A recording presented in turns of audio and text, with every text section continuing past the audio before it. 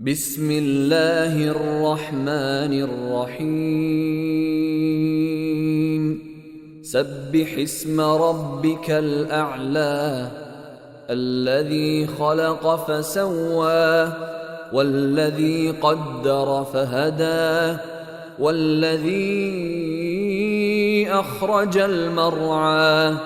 فجعله غثاء أحوى سنقرئك فلا تنسى إلا ما شاء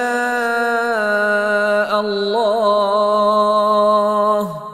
إنه يعلم الجهر وما يخفى ونيسرك لليسرى فذكر إن نفعت الذكرى سيذكر من يخشى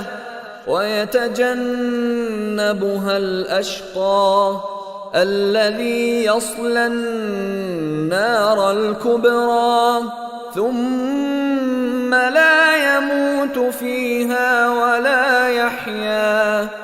قد أفلح من تزكى وذكر اسم ربه فصلى بل تؤثرون الحياة الدنيا والآخرة خير وأبقى